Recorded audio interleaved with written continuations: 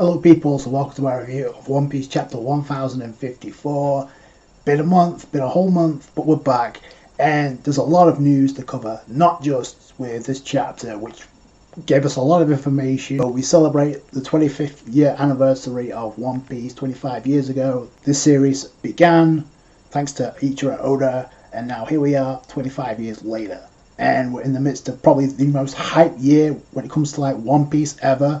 Because not only do we have the finale of Wano, but also we have the final saga of One Piece beginning, we can assume, pretty soon. We don't know when, officially.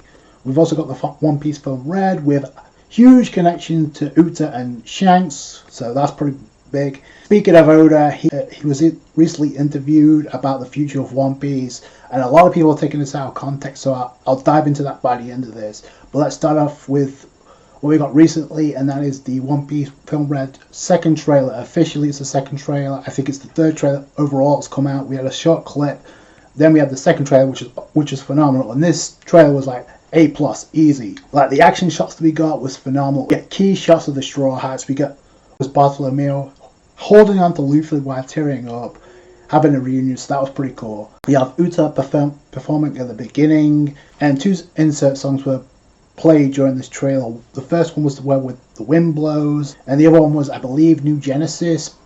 Obviously, we know that Uta's going to have two voice actors.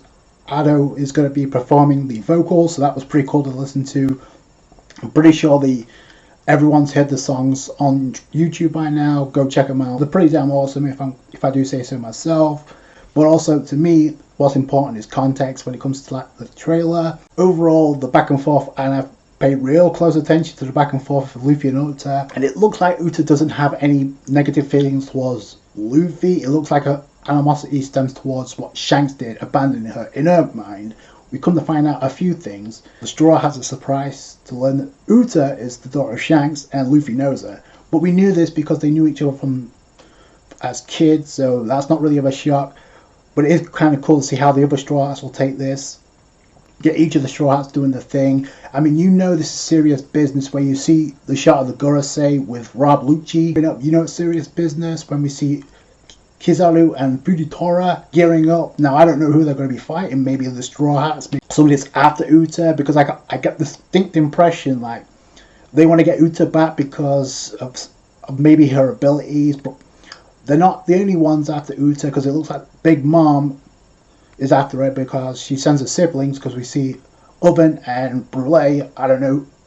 And it's interesting because those are the two characters currently in the cover story of Germa 66 that are currently on Whole Cake Island right now. We haven't seen Katakuri, so I'm wondering if he's going to show up at all, or if he's going to have some input in this. It is pretty cool because it leads to some interesting fights. Straw Hat 1v1s, which I am all for, because we literally see each of them do their own thing. Zoro and Sanji particularly. Even Robin, like, dude, the shot of Robin in this trailer is enough of a reason to go check it out. But hopefully she gets a 1v1 fight. She's doing her thing, so that's cool. We get Frankie versus Oven clearly shown, so that's pretty cool. I don't know who Broly's going to square off against. Maybe Robin or Nami, maybe. But it looks like to me the back and forth between Luffy and Uta is going to me, it's probably what's going to make this movie maybe even surpass Strong World. I get these distinct vibes that it could be better than Strong World at this point. Because, yeah, you have the back and forth emotional connection between Luffy and Nami, but here it's pretty much establishing a connection with not just Uta and Shanks, but Uta and Luffy. This is a rare side of Luffy we don't get to see, especially with the dialogue. To see Gordon, and I initially thought he was going to be a villainous type character, and maybe he will be a villain type character, but it looks like he's going to be providing info for the Straw Hats, because he says we need to talk about Uta. Seals it all. To me, this is huge for Luffy's character development, and this pretty much echoes that, with Luffy's dialogue being, "It was the only way to save you." I'm pretty sure he's talking to Uta. Whatever Shanks did to abandon her, and we see Uta in an island that's getting annihilated on some Buster Call type deal. We don't know who's attacking it, but Uta's trying to chase after Shanks, and Shanks is leaving with the treasure, and he's gone. And we do see a shot of someone looking like they're holding Uta back to prevent them from going after Shanks, so I don't know who that is. Maybe it's Gordon, maybe it's another character, we may find out.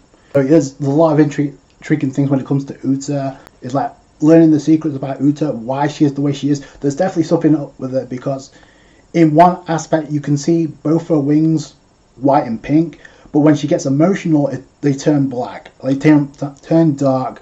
I don't know if she has a connection with the Lunarians, but it's going to be interesting to see one way or the other when it comes to One Piece world building, which I always appreciate, and also what can we expect leading into the actual finale of Wano.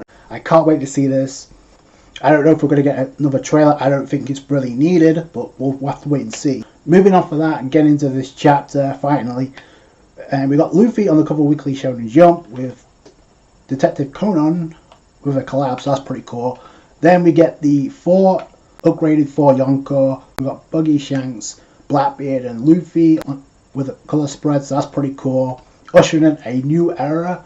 So we start off relatively quick in the Flower Capital. I mean, it looks like Oda is like back at it again with the time jumps, because we see Admiral Greenbull and we see that the Scabbards have already approached him. So I'm pretty sure they sensed him with observation haki. Now I do have a question about this in a minute, but like Greenbull's being intercepted by the Scabbards, what's left of them, because they know we're not going to allow you to go after Luffy. It's cool how Denjiro recognizes that he's one of Luffy's enemies overseas, so I'm glad they're in tune with that, and it pretty much echoes what Momonosuke said about not wanting to open up the borders of Wano yet because of the threat it would unleash. So I think this is part of what he meant, because immediately Admiral Greenbull just starts attacking, get a reveal of what his actual devil fruit is, and it's like the forest fruit, and it also mentions it's a Logia. It's a Logia type, so that's interesting because the way he manipulates his devil fruit is kind of similar to like how Katakuri handles his, so I'm pretty sure he's an awakened devil fruit user, which would make sense because his move is like flexing forest muscle, and you can see his hands sprout from the ground, and you literally see later on his head sprout out of the tree, manipulate his body through the forest, pretty much all plants. It can also drain the life force of anything it touches, so that's a pretty broken ability. We also get a pretty good insight as to his mental stability and his lack of, because he's like, as soon as like the Scab's getting his way, it's like, you don't know what you're doing because there's so much chaos in the world. Like, I need to take Straw Hat Luffy's head. If you get in my way, or if anybody else in Wano gets in my way, I'm going to butcher whoever gets in my way. So he's right up there with that Akainu mentality. Like, he doesn't care unless it's for the sake of his own justice. That just triggers Yamato to come in and actually help out and actually nail Greenbull with the mace, which is pretty cool. And she was using haki. He didn't sense Yamato come in with the observation haki, or he tanked it, and he even says that hurts. That's some haki you got there. And then Yamato's response is pretty cool. Before then, he said, the people of Wano have been through hell. There's no way I'm letting you ruin the freedom they have, the freedom they have now. Every word you just said makes me sick. So shout out to Yamato for nailing Greenbull. And I'm not gonna lie, I want someone to beat the hell out of Greenbull because he's starting to get annoying. Like, he's on the borderline of insanity when it comes to like ushering justice. Like, he doesn't care as long as he gets Luffy, and he only wants to get Luffy back because he wants to get that thumbs up approval from Akainu, who already warned him, do not go to Wano, cause trouble. Because he even said to Kizaru, don't bother going to Wano because the samurai is something else, don't mess with them. Greenbull, no, he's already attacking, he's already causing problems. And I do like this moment from Momonosuke because he actually steps in. Momonosuke tries a blast breath, but he doesn't do it. Instead, he tries to bite Greenbull for one of his tree limbs. I will drive you away from the capital. I won't let you cause harm to anyone here. Not after everything that's gone down. And then Greenbull's like, wait, a pink dragon? This is the first I've heard of this ability. So, and that's another thing. He's completely underestimated. Like, he's by himself. He's caught up for warships, but he's like, I don't think he realizes, because Yamato's no joke. At best, she's at first level Yonko Commando. You can make the argument. It would be kind of cool to see what she could do against an admiral, but dude, Yamato's in base form right now. Yamato can go hybrid form or a mythical zone form. So that'll be an interesting fight. But Momonosuke says, stay out of this. And he's going to handle this. I don't know how. But it's like, where was this when Momonosuke was trying to stop Onigashima from falling. We didn't get any of this characterization from him. It was like, oh, I can't. It was pretty much like, I can't do this. It's hopeless. With Yamato and Luffy coaching him on, and he still said, I can't do this. Where was this? Becoming Shogun has obviously changed him somewhat. It cuts away outside of Wano, and we see the Jolly Roger of... So Shanks is outside Wano, and it does make sense narratively speaking, because obviously Oden was on Roger's crew and Shanks was there too. So it's like, this takes me back. The last time I was here, we was all giving Oden a send-off. It's his crew that pretty much says, let's go boss, let's see Luffy already. Yasop's like, I'm not ready to meet Usopp yet, which would be too convenient, but Oda says, no, we can't have that just yet.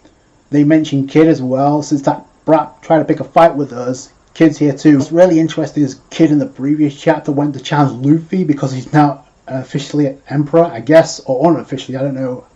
I still don't know about that, but either way, Kid tried to challenge him and ended up getting befriended by Luffy, and if only he knew Shanks was on his way, I'd love to see Kid's reaction, because you know he would go straight for them. He'd probably lose more than an arm this time, but when it comes to One Piece world building, which I always appreciate, and also what we expect leading to the actual finale of Wano. Shanks is looking at Luffy's bounty, and he's looking back to number one when he bumped into Cypher Pole with CP9 agents on a boat that got intercepted by Shanks. He stormed CP9's ship, stole the Gama Gama no Mi, and we actually see who's who there. So yeah, this actually triggers back another flashback to when Luffy was a kid, talking with Shanks, and obviously Shanks holding up the straw hat. We also get the infamous scene where Shanks sacrificed himself and his arm to save Luffy. You got Shanks' crew like hyping up Luffy, like he's totally rampaging out there.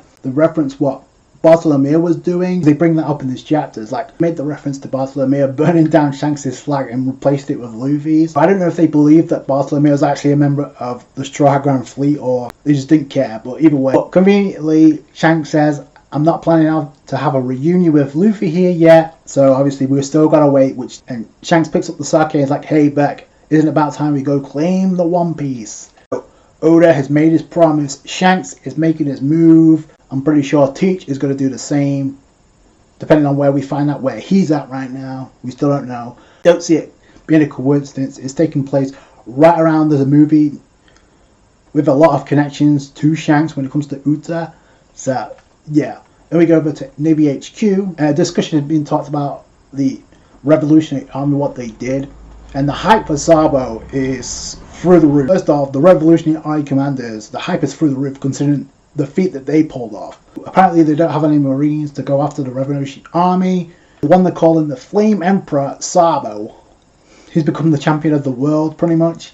So all the participants in the revelry, the one that was killed, was a descendant of the founding 20 from 800 years ago, the Nefertari family of course, and it means that Cobra is pretty much being killed. We kind of knew that was going to happen, but now it's just pretty much confirmed. Like, Nefertari Cobra has been assassinated, he's been killed, and if you look at the papers, it's like they're trying to like pin it on Sabo. Sabo assassinates King Cobra. I'm sure this is a great significance for the Revolutionary Army. So now we know why Makino Dragon was freaking out the last time we saw them. It's because of this, but obviously this just feels like to me like the government are trying to pin it on Sabo, and they're the ones that assassinated Cobra. So they actually explain what went down, and I'm glad they did this because it does save some time for like Oda doing this later on. So a few hours before that, they attacked the homes of the Celestial Dragons they actually attempted to get Kuma back. So they destroyed the Divine Dragon Claw and the symbols of the world nobles. So which is pretty much a blatant declaration of war, which is exactly what Luffy did back in his lobby when it came to bring Robin back, or Sniper King shoot down that flag, world government flag, literally declaring war. So that was epic. So Sabo doing the same thing in his own way, and we get obviously the panel of where the Revolutionary Army commanders clash with the admirals. Now we get the revelation that Fujitora and Ryagaku was there, but no other admirals were there, not Kizaru, no one else. So they were leading the charge, and in the end they succeeded in not only freeing their comrade, Buffalo Kuma, so he's freed now. They also managed to escape, which is pretty substantial considering the fact that they were literally in Marajoa, in enemy territory, and they still managed a way to pull it off. Despite this being hyped up as a suicide mission, a lot of people thought that Sabo had been captured. We still don't know where Sabo's at, nor do we know where the other commanders are at, but they managed to get Kuma back and escape, so that's a feat.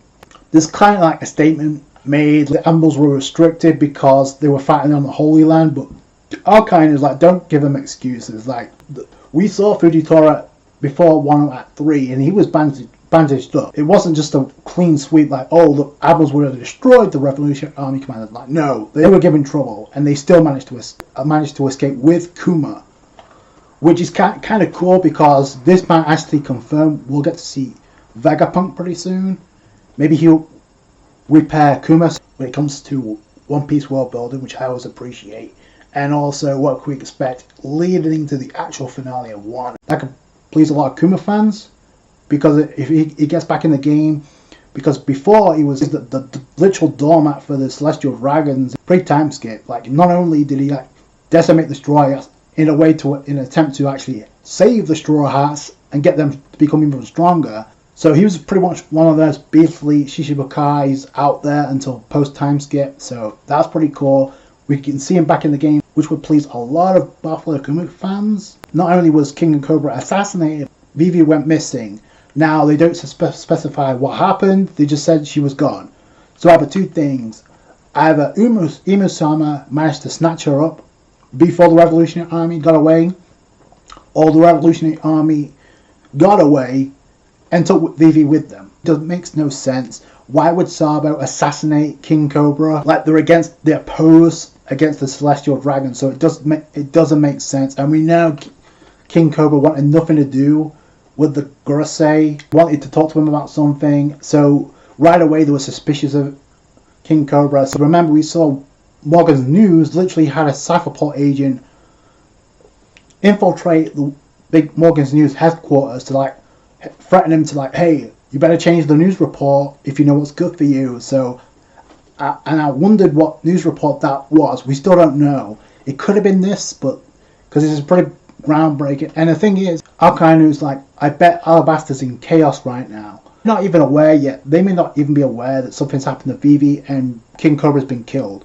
Sabo, they heralded him as a hero, a savior, and we see a poster in Logtown being heralded by the people of Longtown. Kizaru is the one that points out, hey, on top of that, his little brother, Straw Hat Luffy, was dubbed an emperor. That pisses off Akainu. I reached the rank of Fleet Admiral during one hell of an error. I don't care where they try to hit us. We'll strike back and return fire on all fronts. But he doesn't want to infiltrate Wano, which is interesting. So he wants to pay them back, but he doesn't want to go to Wano. He doesn't want Green Ball to cause trouble in Wano. That's just hype building for the inevitable clash between Akainu and Luffy once he gets there. Now, I don't know what the trigger's going to be. Again, it still doesn't really explain where the Revolutionary Army are at right now. But you can pretty much bet we'll see Dragon again. Especially since we're heading into the final saga. We have to see where Sabo's at. Also, we didn't get to see what happened with the Shishibukai. So we still don't know what happened with Boa Hancock. What do you guys think? Do you think I'm on the right ground here? Do you think that the Gorosei or Imu-sama ended up killing Cobra and then tried to pin this on Sabo? Because that's what it looks like to me. Also, find it very interesting we saw none of the Straw Hats, which leads me to think, are they aware that Green Bull's even on Wano? I'm pretty sure they have to be. At least Luffy or Sanji, maybe using observation hockey. Because it's very convenient we didn't see them at all. So I don't see them staying out of this, especially if Luffy finds out that Green Bull's here to capture him. It would be cool to see what Yamato could do against Green Bull. I hope this isn't a plot device to keep Yamato on Wano. Because I actually want Yamato to go see the world with the Straw Hats, but we'll have to wait and see what Oda does with that. Speaking of Oda, I mentioned this at the beginning, but I'm going to cut into it. There's obviously the recent interview that literally got released. There's already people taking this way out of context and already planning on making their clickbait titles of One Piece ending in 3 years. So if you don't know, there's an interview with Oda during the 25th anniversary live stream. There's a tweet that was posted out by Shonen Jump News unofficial, so shout out to them. I will link the description in the box below so you can check that tweet out. First off, Oda states, I really shouldn't say this out loud because so far I have been pretty off. But he says, as of now, it's a 3-year end goal.